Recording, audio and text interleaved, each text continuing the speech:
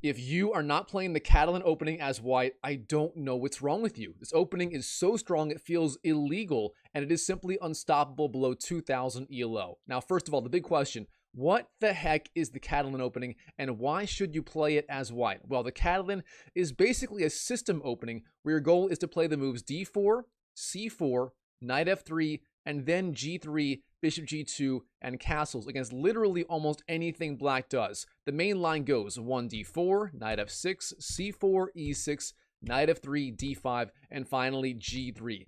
This right here is the key Catalan move for white, and the idea is you want to fianchetto this bishop on g2, then castle, and then find some way to continue increasing the pressure on the black position. Now, black here has a million different ways to respond. In this game, my opponent plays one of the strongest moves here, and actually the line I play as black myself in this position, that is the move bishop b4 check, flying out with the bishop and hitting the white king. Now, black has many other ideas here. You can go, for example, bishop b7, that is the old main line. Bishop b4 is perhaps the new main line. There is d takes c4, the open Catalan. And beyond that, black has many other ideas, c6, a6, knight b d7, b6, and so on.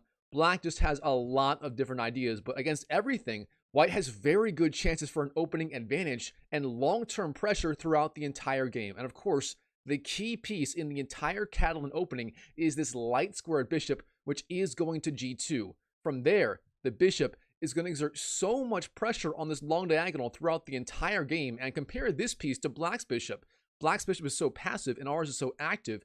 It gives us a very small but stable edge for a very long time in this opening. Now, in the game, my opponent plays bishop b4, attacking the white king. Now, against this move, you have many ideas. First of all, obviously, you have to block the check. Here you can play bishop d2, knight b d2, or knight c3. Or technically, if you're very gutsy, you can play queen d2, but personally, I don't recommend it. Try it at your own risk. Instead, bishop d2, knight b d2, and knight c3 are the main lines here for white. Now, they're all playable, actually. Danil Dubov, the very creative Russian GM, I believe he's Russian. Is he Russian? Yeah, the Russian GM, he loves knight b d2 here. He is perhaps the biggest specialist in this line as white. You can also go knight c3. Players like Pragnanda, my favorite chess player, and Arjun Erigaisi are big fans of this move. And actually, very interestingly, this is the line that Magnus Carlsen used in the famous Sinquefield Cup tournament game in the year 2022. Perhaps the most famous chess game of all time. If you know, you know. But in this game, I played perhaps the main line, bishop d2, blocking with the bishop. Now here, my opponent played perhaps the strongest move here. That is the move bishop to e7. Now, this move looks very strange. Why did black play bishop b4 and then go back to the e7 square, literally losing a tempo in the process? Well, it's very simple. My bishop on d2 is actually potentially a little bit misplaced. My knight would rather be on d2, and in many lines, my bishop would rather be on c1, where it has direct access to the b2 square. So black here is wasting a tempo to try and discombobulate my development here. So I don't mind. I continue bishop g2 and both sides castle. We have castles, castles, and a couple more standard ideas. Knight b d7. Here I go queen c2, defending the pawn on the c4 square, a very typical idea. If black were to say go d takes c4 here instead of knight b d7, that's also not that dangerous. If black goes like this, white has a lot of ideas. Knight e5, knight a3, queen c2, queen to a4. White has many ideas to try and win back that pawn on the c4 square, and overall, white is doing just fine here. Instead, knight b d7 played in the game. Now, I go queen c2, defending c4 once and for all, and black plays the move c6. Now, so far, black's playing very, very solid. He's going for basically a pawn triangle formation. The pawns on b7, c6, d5, e6, and f7, forming a pawn triangle, with, of course, the pawn on d5 being very well supported. And it's a very typical idea in the Semi-Slav, the London Opening, the Caro-Kann, some lines of the Trampowski, and on and on and on. It's a very typical idea. So how do we put pressure on black's position as white here? What is our idea? Well, first of all, black here, what he's trying to do is trying to blunt our light squared bishop. So black here, his entire strategy so far in this game is to have a pawn wedge on d5, which blunts our Catalan bishop. However, it's not that big of a deal because for black to achieve this, he has to play sort of a somewhat passive setup, and that's going to give us plenty of time to build up a very powerful position. From here, I play one of the main moves for white. That is simply rook d1, sliding my rook over. Now here, the main moves for white are rook d1 and bishop to f4. But beyond that, I can also go rook c1, c takes d5, b4, a4, knight c3. There are a ton of ideas here for white, and that's one of the reasons I love this opening for white. It's so flexible. There are so many ways to play the Catalan. It's one of the reasons players like Magnus Carlsen just can't get enough of this opening as white these days. Now here, I play one of the main ideas, rook d1. Overall, it's a solid square for the rook. The queen goes to c2.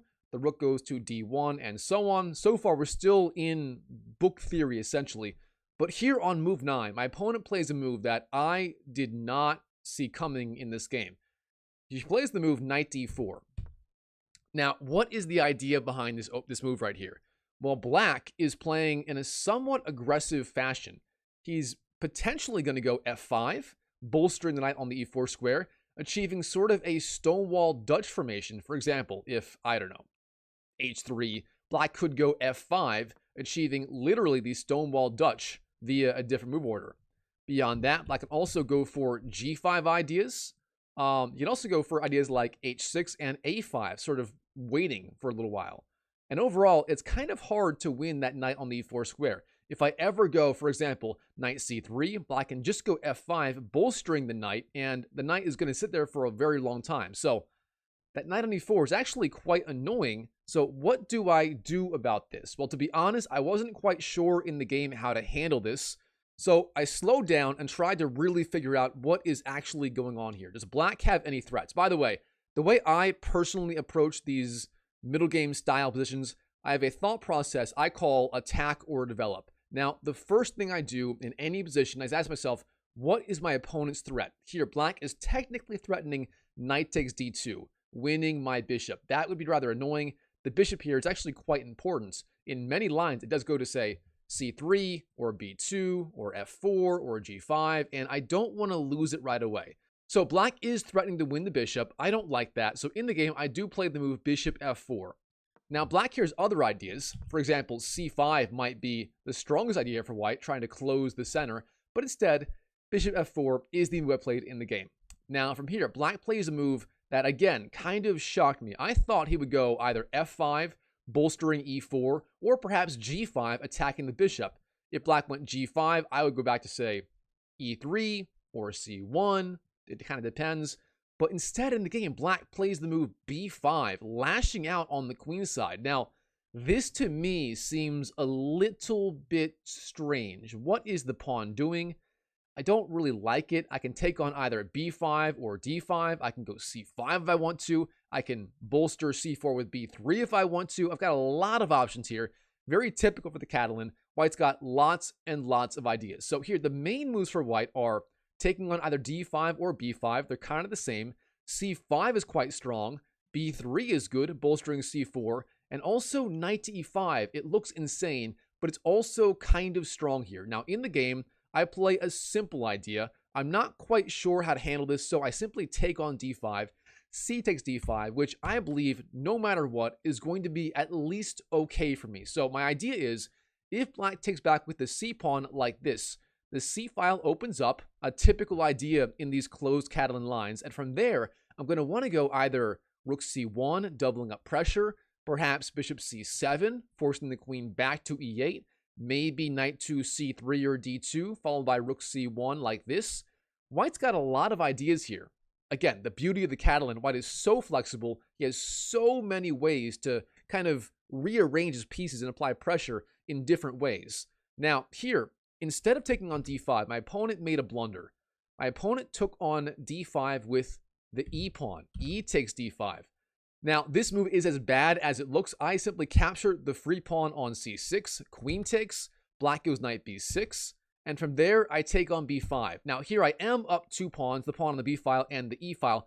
However, my opponent plays very, very well from here, and there are a ton of key ideas in the Catalan you don't want to miss, so trust me, you're going to want to continue watching this. All right, black, bishop d7, attacks my queen. What is my opponent's threat? Very simple. He's attacking my queen, and threatening bishop takes b5. Therefore, I must do something about the threat or I will lose the game on the spot. So where should the queen go? Here, the computer likes queen to a6 and queen to a5 the most. However, I'm a little bit nervous about that. I'm already up 2 pawns. I got a big advantage, and I don't want to lose my queen to some sort of weird idea. For example, if queen to a6, black may try and find some way to go bishop b5 later. If queen to a5, black may go, I don't know, knight c4 later. So there are some ideas for black, and therefore I kind of want to play it safe. So I simply fall back to the d3 square, queen d3. Not the most ambitious, but overall a very solid square for the queen. Now, black here plays another very surprising idea. I thought he would go perhaps rook to c8 or perhaps a5, gaining space.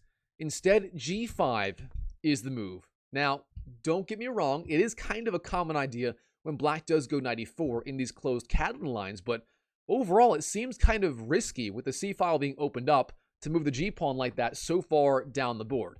Now here, my bishop, it can go back to e3, d2, or c1. Again, the first thing you ask, what is my opponent's threat? Here, black is threatening the bishop. Therefore, we skip the attack or develop idea.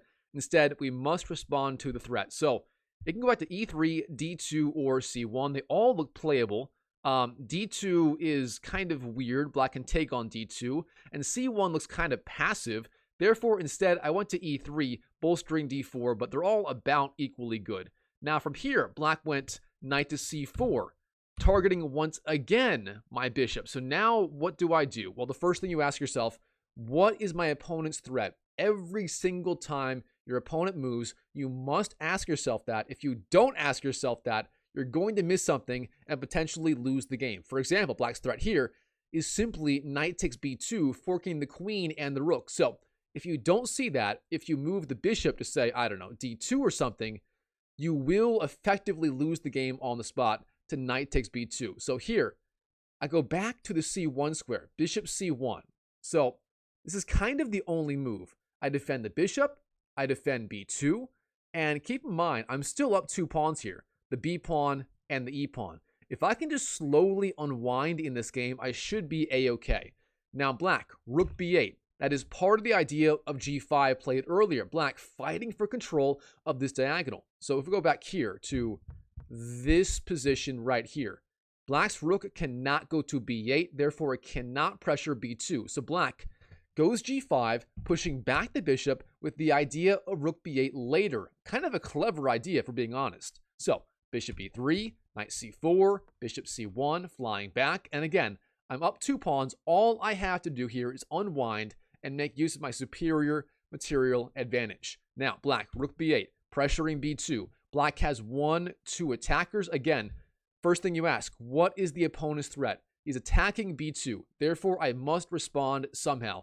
What should I do here? Well, again, the computer finds some really bizarre ideas like knight c3, ignoring b2, but instead I play a simple, solid idea that is just b3. I like this. You defend b2, you attack the knight, you open up ideas like bishop b2 or bishop a3 later in the game if you want them, and most of all, white is staying very, very solid with 0 risk. So black, knight cd6, the knight flies back. Now here, what should I be doing? Well, does black have a threat? Technically, no. Therefore, I use my attack or develop idea.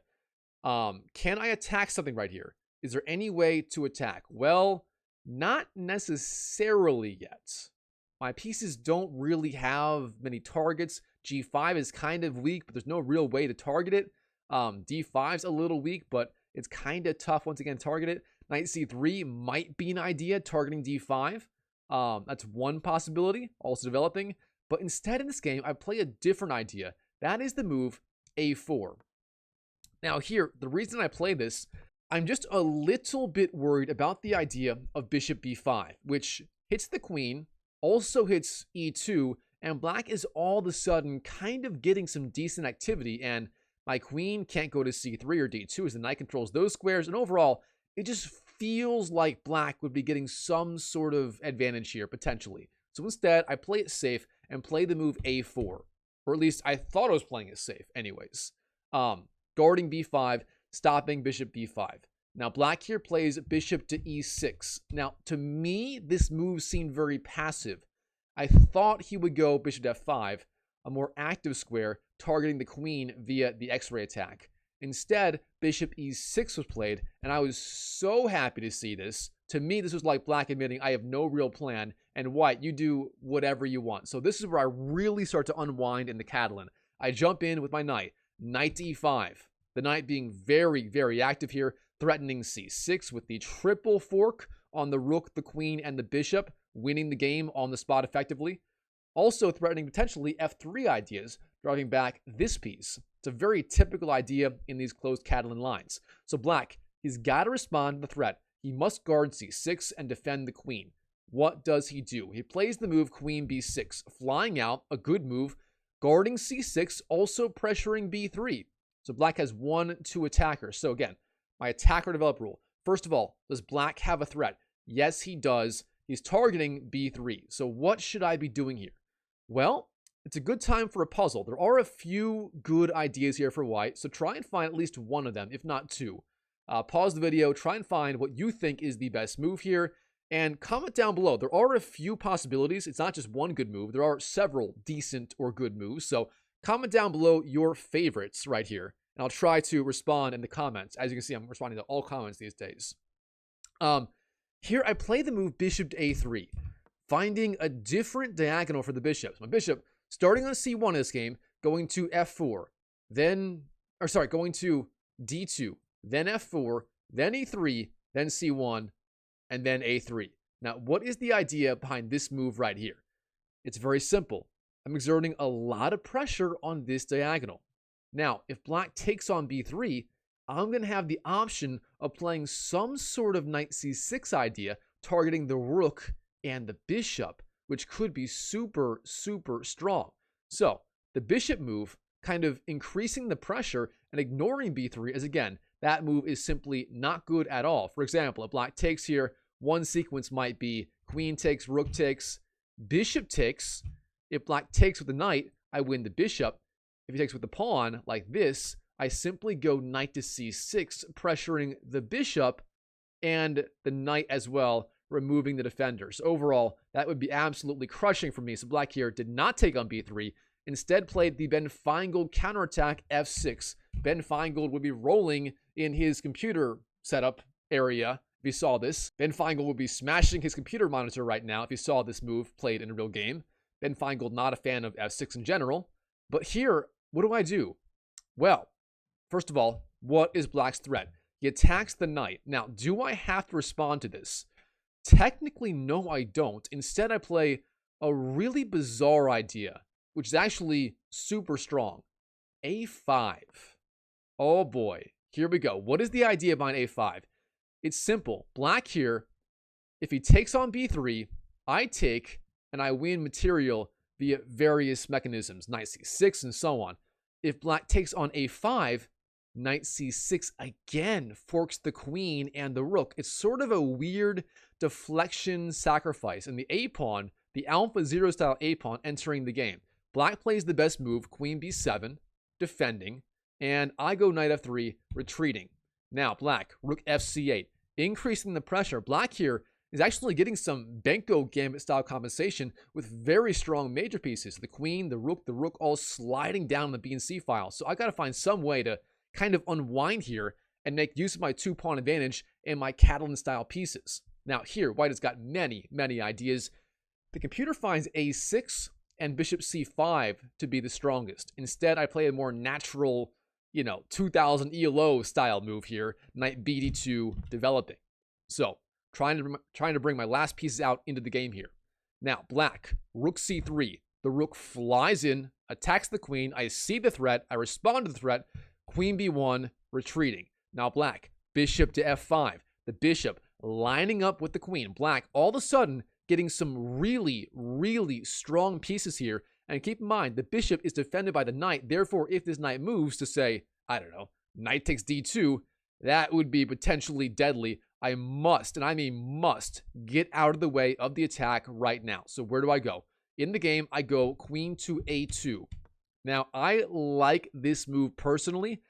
The computer finds queen b2 better, but in a practical game, I'm worried about all kinds of knight to c4 ideas and various, pins and all kinds of things. So queen to a2 is my move. I like it a little better from a practical standpoint. Now black plays a little bit of a mistake here. He plays queen b5. Now this move looks dangerous. The threat is queen takes e2. So once again, what is my opponent's threat? He's threatening to capture on the e2 square. My opponent being really relentless in this game. So how do I want to defend here? There are a few different ideas, but I find a simple one that I quite like, and it's yet another lesson in this Catalan opening. I play the move bishop to f1, sliding my bishop back to the f1 square, and the point is I want to go e3, therefore opening up the scope of the bishop on this diagonal. So my piece is doing very, very little right now on here. Therefore, I go back to f1, trying to reactivate it on a better diagonal. Now, black here makes a major mistake, g4.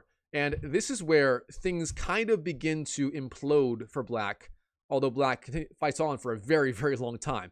Now, this is where things get a little bit difficult for black. Obviously, this being not the best move. Here, what do? I start with move knight takes e4, jumping in with the knight, the best move. Black takes back with the bishop, bishop takes, and then simply knight d2. So my idea here, clearing this knight, threatening the rook, then going back. And keep in mind, if black takes on f3 here, I take the knight with the attack on the queen. That would be totally winning. Therefore, black must take on e4 first. So, bishop takes, knight d2, attacks the bishop, rook c2, attacks the queen, bishop b2 blocks the attack, and then black makes another slightly weak idea, f5. This doesn't really do a whole lot. The idea is you're trying to bolster e4, but I'm not that impressed. Here, I play the move rook a to c1, sliding over with the rook and trying to challenge black's rook on the c2 square. I'm finally getting my last piece into defense, and the number one rule of attacking or defending is bring every single piece into the attack or into the defense. I'm trying to follow it here. Now black takes on c1. I take back. Bishop d8, threatening a5. Rook c5, attacking the queen, defending a5, and attacking d5. A brilliant move. Queen d8. The queen flies back. Here I trade my knight for the bishop. Knight takes, queen takes, and then here I've got a lot of ideas, but I really like this move here. b4. What is my threat? It's simple. I'm threatening d5 with the rook and the queen. If I want to, I can go queen takes d5, hitting the queen and the king with check, and therefore forcing off the queens and going into an endgame where I am up 2 pawns. That would be perhaps the easiest way to win. Now black here, he takes on b4. Now here, again, I have the option of capturing on d5, but there's a guy I learned a lesson from very recently. Famous chess YouTube guy, helps various chess YouTubers. He's got a rule: when you find a good move, look for a better one. I love that rule. Really simple, but like profound stuff. I found a good move, queen takes d5, but I found an even better one, bishop to a3. So what is the idea here?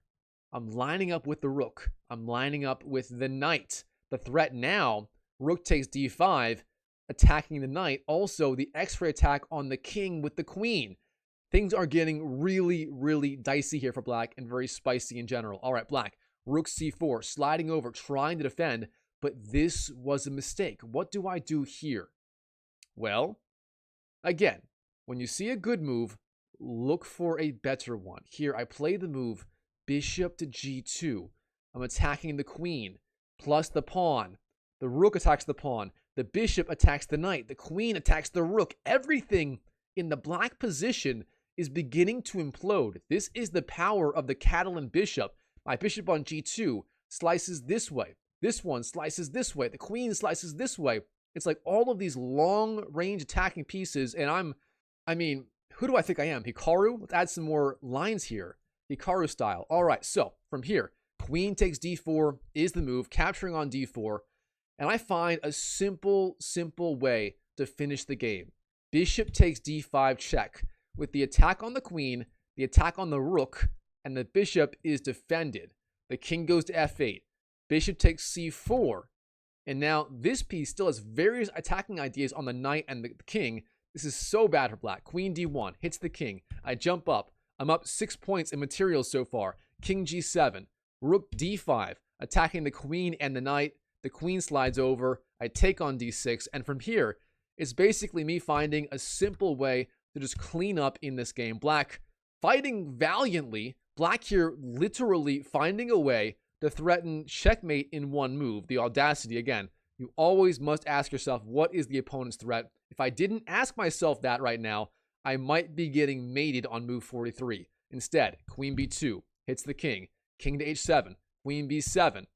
Bishop c7. Queen takes. King to h6. Bishop f4. King g6. And finally, queen to f7 delivers the checkmate. So this video shows you the power of the Catalan opening for white, trying to leverage the very strong light squared bishop on g2, which gives you tremendous pressure throughout the entire game, almost regardless of what black does, whether it's the classical bishop b7, the closed Catalan, bishop b4, the open Catalan, d takes c4, and on and on. No matter what black does, white is going to have tremendous play. And this is why so many top-level GMs, whether it's Magnus Carlsen or Gukesh D or Ding Liren, the former world champion, and so on, that's why so many white players, Danil Dubov, so many white players love playing this opening as white, and why it's basically unstoppable below 2,000 ELO. If you can just learn the basic ideas and plans and patterns of the opening, it's really all you need to play at a super, super high level.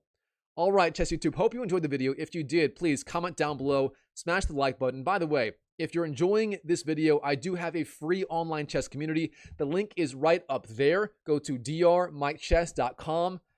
It's my free online community /course/coaching program.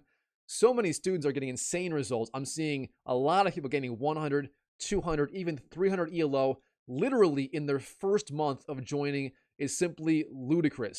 So if you are stuck at your current rating level and you don't know how to improve, trust me, join my free community. Links down below as well in the pinned comment.